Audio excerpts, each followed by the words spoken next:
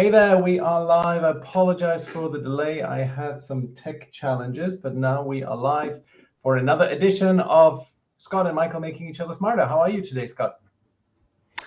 I have to wear the hat because if you make me any smarter, my head expands. So I'm trying to keep it just, so it fits in the door. Perfect. Yeah, no, I've had also my cranium after you made me smarter last time, just expanded. And so if people think that this is now kind of even bigger than it was before, yes, it is. So love it. I love it. Awesome. So Scott, I think it would be great if you could start and give us the rundown on how you're gonna make me smarter. Would that be okay? Yeah, absolutely. So I put in my post this morning some ideas on how people can think about tribe building, because I believe that, and I've only because after some of the conversations I've had recently, where people are like, "Oh yeah, I'm networking," because basically I think people think that tribe building is just another word for networking, and I wanted to make sure that people understood that whether it's community networking, tribe building, however you want to relate to that activity, it's all first and foremost about intention of what you're trying to achieve. So I'm going to share my screen here. Go for it. And hopefully, there we go. No, wait, we need to both screen layout. There we go. All right, well, that did not update to the correct one. So hang on a second. That's last week's, and everyone's already seen last week's. So let's delete, remove from studio, share, slides, Google Slides. Here we go. And all kinds of technical issues, right? Terrible. Boom, boom, boom. Allow. Good thing StreamYard. And status report. That's the new one. And let's see. Oh, it's asking me to create a account. All right, trash, delete. Hang on a second. We got this. All right, one more time. Here we go. 2 seconds. Select.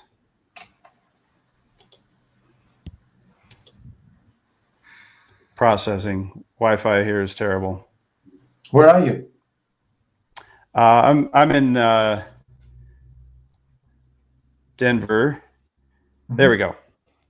But I'm on a Wi-Fi link that is terrible. All right. So as we discussed, tribe building is number one. Hopefully you get this. All about your intention. So what does intention mean? So intention, well, what do you intend to do when you build a tribe? What do you intend to do with your daily activities? Why are you on LinkedIn? Why are you collecting email addresses? Why are you trying to connect with people? What is your intention? So ask yourself, are my intentions sales, transactions, followers, ego, serving others, building relationships, whether that's business or personal? And it could be all of the above. And so, but it helps to define the goal. Why am I out here every day trying to build my tribe? Why am I trying to either belong to a tribe or even become the creator of my own tribe? So when we think about those things, it allows us to intentionally create the activities. Now, we're going to talk about some great brand builders that are out there. Now, these are American companies. Not all of them are American origination, but obviously Western culture, pop culture. So if these miss the mark with you, Michael, you have to let me know. But here in America, this actually is a grocery store. It started in Germany. Exactly. And they are all over the U.S. now, mostly Midwest, but They're growing leaps and bounds. And this is Aldi. Have you ever heard of Aldi? Oh, it's on every corner here. Perfect. Okay. So what's great about a grocery store? I mean, it serves a purpose. It sells groceries, but not Aldi. Instead of packing their shelves with every possible item like a Walmart or a Target or, some of the larger grocery store chains, which take up, hundreds of thousands of square feet, all these stores are very small because their intention was to promote and serve their clients with their own brand items. And what has that done? Well, it's created a cult-like following. People drive past the major brand grocery stores to get to an Aldi. So what can you learn from that? Well, what are you doing to create brand identity with your products, your services, and even yourself? Are you trying to serve everybody? Aldi's not. They're trying to serve a subset of the population. So how can you apply this to your tribe building? Instead of trying to be all things to all people, I recently got handed a business card from a guy that does, he's a marketing and design brand guru, okay? Well, his card literally had bullet points of 65 items that he can help you with. And I said, hey, how busy are you? He's like, well, I'm always looking for new customers. I'm like, why? You do 65 things. You shouldn't have to find any new customers. Anyhow, the point is, do not be all things to all people. Simplify your processes, and then look into like what Aldi has created. Some of their products, literally people hoard them and sell them on eBay. Don't believe me? Go look it up. Really? All right, here's another brand builder. They're not from America, but Americans, and I'm an American, have been using Legos. I used to have suitcases full of Legos. There's an entire ecosystem of adult Lego builders. There's a Lego reality show. There's a Lego movie. What is their intention? Well, their intention was to be the #1 provider of creativity and endless options. That is why you can buy literally 6,000 different types of Lego sets. And that's if you just want to build the pre-built stuff. So what can you learn from Lego when you're tribe building? #1, what can you do that's creative that no one else is doing? No one else is building Legos. There's some similar little kind of cheesy block type, but Legos created this cult-like following because it's endless. So are you creating endless opportunities for creativity for your products and services? Are you taking a simple, boring subject like marketing and sales and spinning it on its head and then creating content around it? Are you creating your own movies about what you do? Are you creating meetups and opportunities to discuss the products and services you offer, and looking for new or nuances that you can bring to your customers and your client base? So think like a Lego builder. Take just think how simple it is. Little tiny plastic box that all stack. What kind of stacks can you create, and how many different variations can you create those? So think like a Lego builder. Think like a Lego, and as far as creativity. That's how tribe building is done. In fact, they have over 2,000 groups dedicated to their Lego building. Think about 2,000 separate groups. Those are tribes, all doing they're creating input on how to get the most out of your Legos. All right, final. Back to the Future Festival. Michael, you ever heard of this? Not about the festival, but of course, Back to the Future. There is an entire city, rebuilt city of the Back to the Future town square that you can go to every year, and they have one every single year. In fact, if you go to backtothefuturefestival.com, you can find out all about it. But what was their intention? Well, they wanted to bring people together that all had a shared interest. And that's one of the core attributes of building a tribe. What are shared interests? This doesn't have to be about sales and marketing and transactions and getting people to download your course, but even just a simple shared interest can create a massive group or a tribe for you. So what is the intention? Well, they wanted to create an opportunity for people to come together that want a hoverboard that actually functions. And I don't know about you, but I was promised flying cars back in the 70s, and that still hasn't happened. Absolutely. So I'm going to get one of the new DeLorean electric cars that come out, and hopefully they offer a flying edition. But the point is, can you bring people together over a shared interest? One of my shared interests right now is NFTs and taking care of dogs that need to be put in a forever home, right? So that is a shared interest that is actually given my business an uptick. I'm getting leads from people going, hey, that's really cool about your NFT involvement and how you weave, trying to help sheltered animals find homes. And then the next conversation is, so tell me about your other thing. What's this apple orchard? And a discussion starts and a conversation starts, and pretty soon I have an appointment, and that leads to a closed client. So again, shared interests that have nothing to do with your business can be a great stepping stone into finding new clients. But the point I want you to draw from this is bring people together. That's what these festivals and events are doing. So take the lead in your community. This isn't about, you can do these online, but find an area, something, a meetup, a co-working space, an office, a park, a bowling alley, I don't care, a coffee joint, and invite people to come together over some type of shared interest. That, Michael, I hope I made you smarter today. Oh, big time.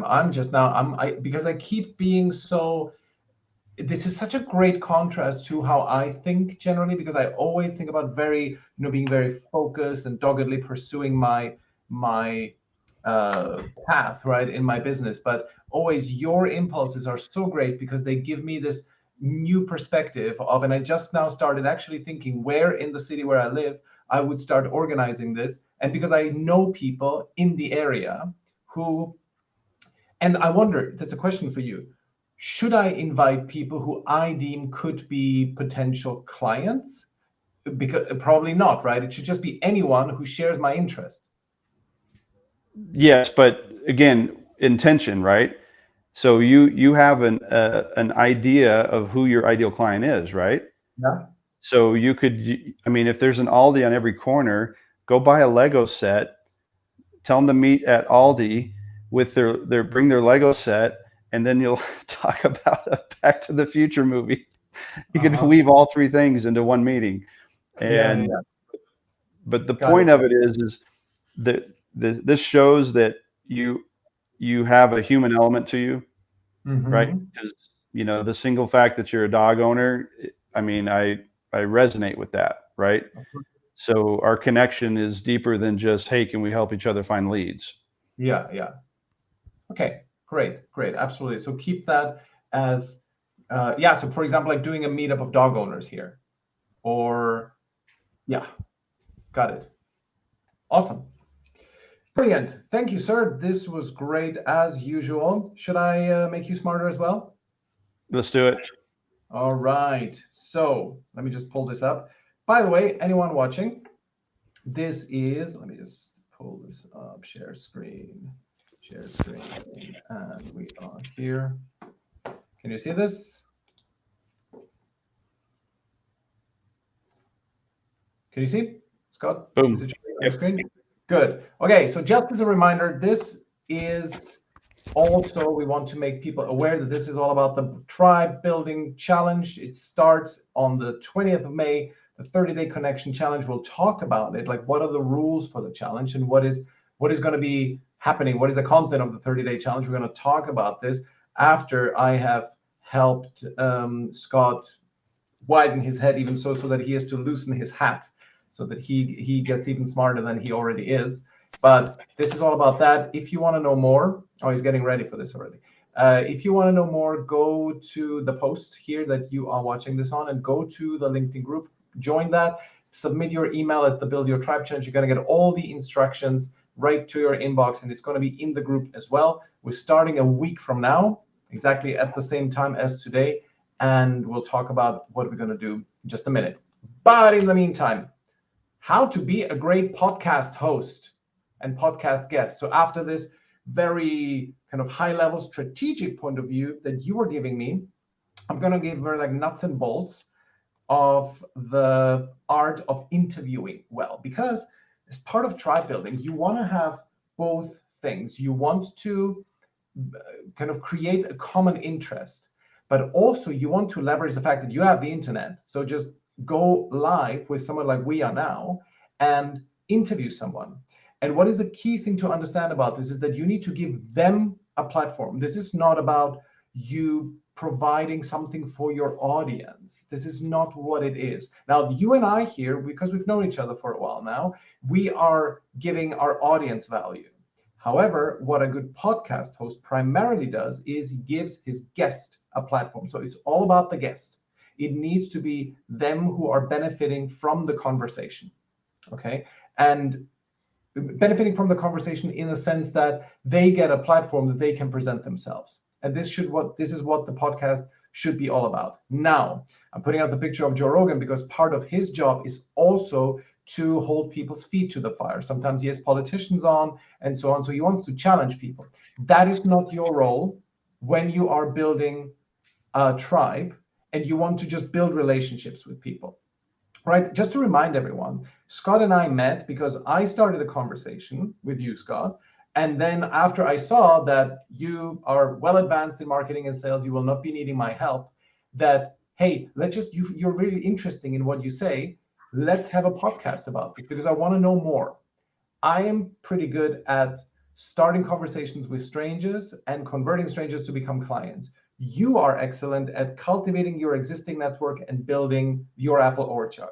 So I wanted to talk to you, and also as part of the conversation, wanted to give you access to my audience and present you to my audience, because I thought, smart guy, my audience will benefit from him, but primarily it was about you. And this is how we met. And now we are doing this collaboration together. Okay. So here's a very high level summary of what it means to be a great podcast host. Let me just run you through some of those points. Prepare. Give your guest the red carpet treatment, especially share topics and questions that you have beforehand. It's absolutely necessary that you research them. Don't just get somebody on and just start, hey, so what is it that you're doing, right? It feels unprofessional.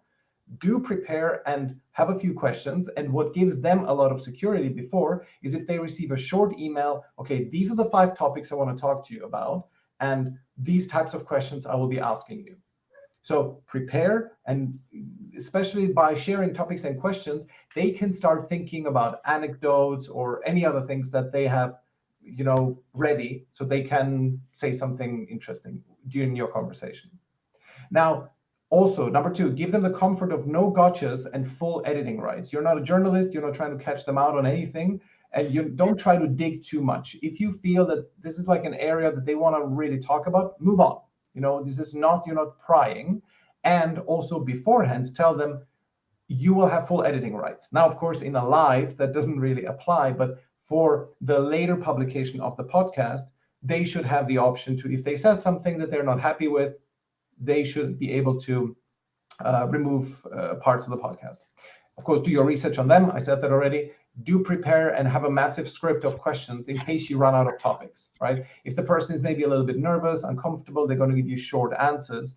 Do make sure that you have enough to talk about. So I always have like at least twice the amount of questions than I will need, right? With you, Scott, it was like we covered 2 or 3 of my questions, right? And the rest was just, we started riffing. Then don't make them fill out anything. That was like an experience I had recently where a guy contacted me, wanted me to be on his podcast. And then I said, sure. And he sent me a link where I then had to fill out, like literally it was like 7 questions where I was supposed to say things like, tell me a little bit about yourself. And I'm like, dude, you asked me on a podcast, and now you're making me fill out your form here, which I'm going to spend at least 15, 20 minutes. Hell no. Unless, sure, if it was Joe Rogan, I would fill out pretty much anything. But you have a small podcast, you're trying to build a tribe, you're trying to build a relationship here, don't make them fill out anything. And then is the question to do or not to do a prep meeting. Some people want it, especially with those who are not frequently podcast guests. I would recommend with those who have experience, don't do it. Like you and I, we didn't really need to do it. We just had a quick chat, half an hour, where we just got to know each other. And then I said, hey, let's do a podcast episode. And we went right on it, right? We don't need to prepare much. And by the way, when I talk about podcast, this is not complicated. Most people overthink this. They think, oh my God, I need a podcast. Literally everything you need is a logo so that you have something to upload, just a little podcast logo. You can get that on Fiverr for $10. Then you need a name and you need an anchor.fm account. That's free. And that's everything, because via anchor.fm, you can then upload to Spotify. And then you will also publish, of course, on LinkedIn Live and on YouTube.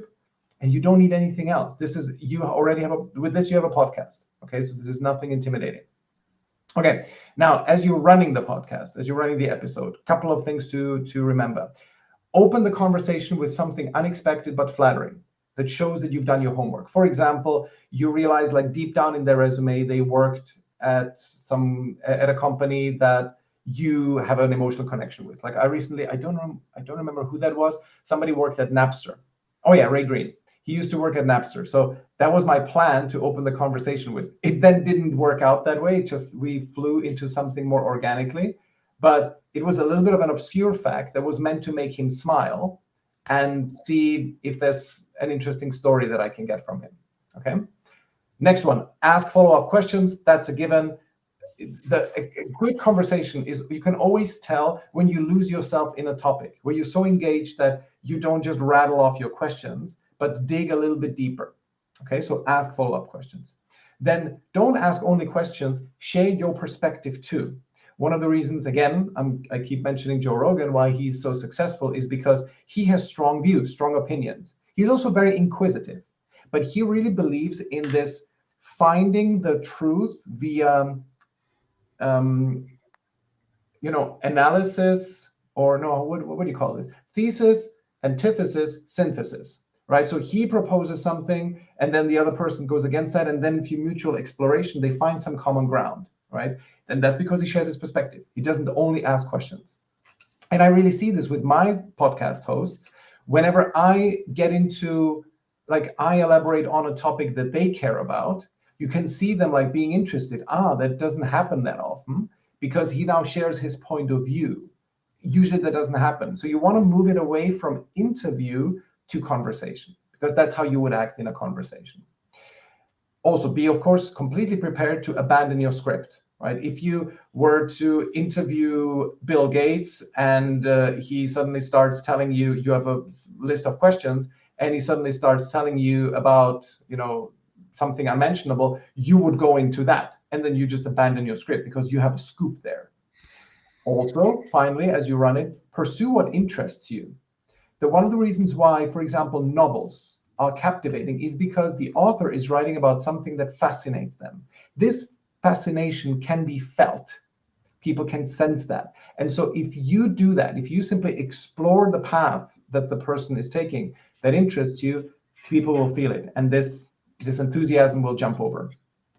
Quickly, after the conversation, of course, share access to the audio and video files so that they can do whatever they want with them. And then that's a matter of courtesy.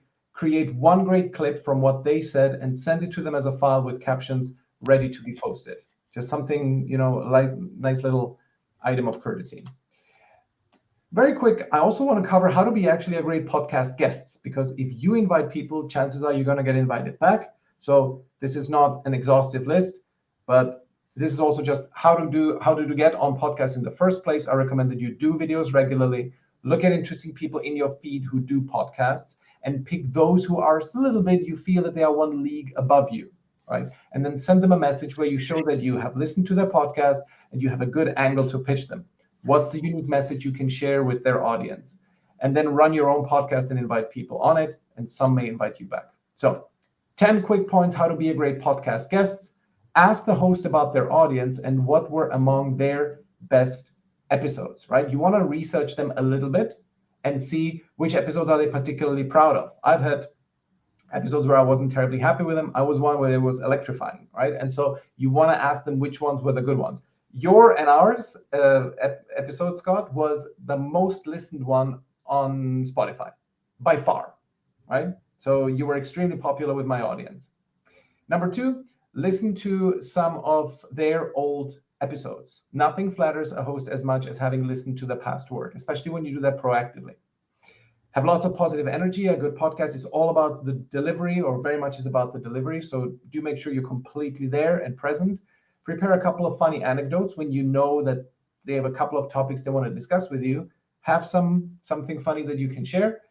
Have talking points about key aspects of your mission, right? You need to be, when they ask you, what's your mission? What's your purpose here? Just have something like an elevator pitch that you can deliver smoothly and consistently. Same here with nail your elevator pitch in case they ask.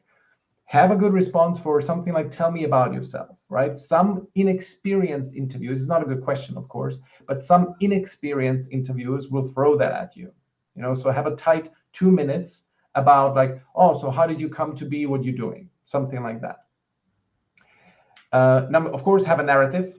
That goes without saying, a couple of talking points, key strong opinions that you have in your domain of expertise. That's a big one. Give concrete examples. I see people constantly on interviews. Interviews are always, and conversations are very uninteresting when people lose themselves in generalisms. Instead, as soon as you make a claim, an opinion, come alive with an example, your audience wakes up. And of course, for God's sake, please don't push your product or service. Like I've had one interview where the person kept constantly getting into, oh, and by the way, if people want to know more, they can go to my website /purchase here. It was just annoying.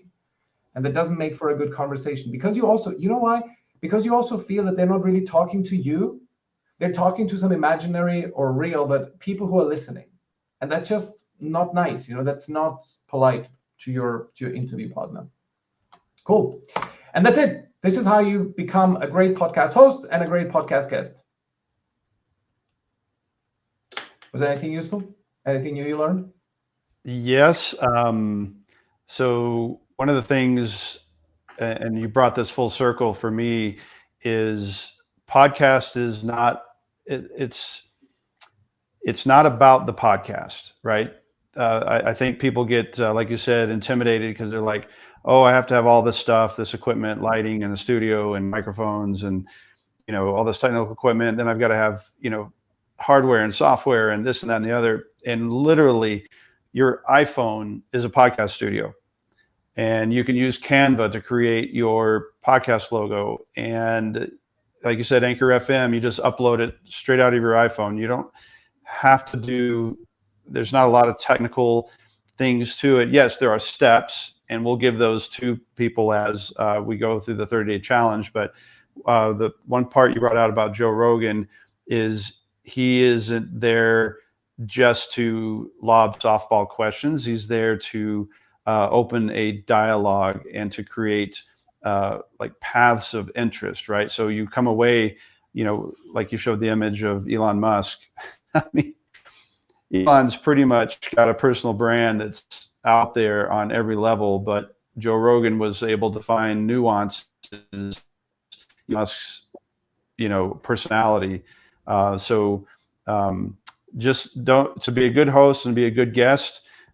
This is a fantastic framework, and we'll have more of this as well as examples as we go through the 30-day challenge. So awesome, Michael. Thank you. Good stuff. Good stuff. So I do have a couple of more slides now because people need to know about the 30-day challenge. So I'm going to just run through some of the items, and please, you just let's bounce this off. So the 30-day challenge is starting on the 20th of May, which is a week from now. And now let's talk a little bit more in detail of what the 30-day challenge actually is. So I wanted to show people the guide. Just when you go here, build your tribe, the guide. Oh, I had it open here already. This, when you click here, you can just download this. No email or anything like that, although I strongly suggest that you submit your email if you want to join so you can get instructions from us. But this is the 30-day connection challenge guide. And I'm not going to go into all the details here, but what you need to understand is that during these 30 days, there's going to be kind of three main aspects to it. First of all, we're going to do some foundational work. Okay, because we're strongly focusing this on LinkedIn, just to have one central point of focus. We're going to do some foundational work, like optimizing your LinkedIn profile. That's going to be I will be helping our participants with this, and you, Scott, are going to be working on building the Apple Orchard list of 58. That is your list of the most important contacts, and this is going to be a 1 week long foundational work session. Okay. And it's always on a Friday. We will meet.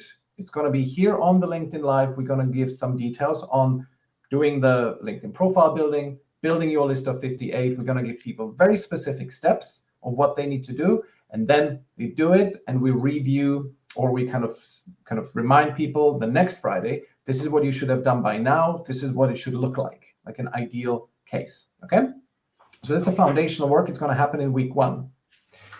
Then there's the daily recurring activities, things that will catch the attention of your future tribe members. And that is, without again going into too much detail, that is publishing content, connecting with people via Scott's Apple Orchard method, and doing in-depth conversations, like doing the occasional LinkedIn Live, because you want both the kind of spreading your narrative, spreading your mission, but also building relationships with people via LinkedIn Lives. There's the daily recurring activities. You're going to have to do this, not have to, but if you want to join, then this is what we recommend that you do. This is how you build your tribe. These are going to be the 3 main activities. And then there's weekly recurring activities, things that will deepen the trust with those tribe members who are the strongest multipliers of your message. You can set up meetings, you can set up get-togethers, even the LinkedIn Lives fall into this category, actually. So the daily recurring activities are more the daily content and the connecting with people, reaching out. The weekly ones are the, let's do a weekly live. Okay, we're going to teach you all of that. Good. So those are the 3 main activities that are going to be covered in the 30-day challenge. So again, go here to buildyourtribe.co/guide. And then on here, I created this timeline just so that people can get a sense for what is, what's the timeline. Today we have the 13th of May. Next week, Friday, we kick off. We're going to meet here again on on LinkedIn Live, and we're going to give a more in-depth how-to for the 30-day challenge. We're going to kick that off, and it's going to run for a total of 1, 2, 3, 4 weeks, 30 days, right? A little bit more than 4 weeks. And during those 30 days, there's going to be specific tasks that you will hopefully have done, as just discussed. And those who do the task in the best way are then invited to join the collaboration challenge for free, because the collaboration challenge then starts on the 22nd of June, goes until the 22nd of July. And that one is paid, where we will have much more in-depth sessions. Also, we're going to transition from LinkedIn Live to Zoom so that people can, ask questions. We can, if you want, we can hold you accountable, right? If you say, okay, next week, I really want to power through. I want to do at least 1 interview and 5 content and 10 outreaches to past clients. Brilliant. We're gonna note that down and then hold you to it. We will also ask you where you had problems. Can we help in any way? Have you had conversations that you don't know if you've done them right? And so on. So there's all of that will then be part of the 30-day collaboration challenge. And we will give you a how-to for how to find a collaboration partner. What are the ideas? What kind of things you can do to find someone like I found Scott? We found each other here. We're doing a collaboration together. This is something that you can also do, and there's a whole recipe for that. And all of that ends on the 22nd July, where we're going to give you the playbook for building your tribe. And we're going to see who has done well. We're going to listen to your success stories. We would love to see how you've done over these 2 months of the Connection Challenge. That's free. Collaboration Challenge, which is paid. And by the way, we have a 2-for-1 deal on the Collaboration Challenge. So if you have a friend, by all means, bring them, and you're only going to pay once. And then finally, Scott, anything to add at this point before I talk about the contest? No, just on the guide that you download, we have calendars that you can print out, put it right by your computer, and mark off each day that you're working on each of the tasks. And that way you can literally look up and say, oh, did I complete today's task? If you did, cross out the X, move on to the next day. So just a little with your timeline and with these little printouts, just some visuals to help you stay accountable to fulfilling your task for the 30 days. Perfect. Exactly. Okay, and now let's talk about the contest. The person among those who are in the free LinkedIn group between 20th of May and 19th of June does the most of these things wins a free ticket to the Collaboration Challenge. So that's daily posts, which give you 1 point, starting networking conversation with strangers, that's 1 point, and doing LinkedIn Lives with strangers, 10 points each. And sorry, I forgot to mention, of course, connecting with your Apple Orchard, connecting with your existing network. Totally forgot that. See, I'm so caught up in my world. That, of course, is also part of that. Is also one point. And anytime you do a more in-depth thing, that's 10 point, like doing LinkedIn lives with strangers or existing connections. Okay, so those are the tasks. Whoever does the most of that gets gets to join the collaboration challenge for free. So just a couple of requirements to join. By all means, join the Build Your Tribe 22 LinkedIn group. The link is below here. When you just go to the post that you are watching this on now, go to see more, and at the bottom there's a link to the LinkedIn group. Do the work, and on 19th of June, tell us you'd like to win the free ticket, and we'll evaluate your entry against everybody else, and we will see who has won, and then we'll announce the winner. Simple as that. Finally, so what are the next steps now? Between now and the 20th of May, download the 3-page guide to know more about the challenge. So it's 4 pages actually. So go there to buildyourtribe.co/guide. Join the LinkedIn group. Exactly.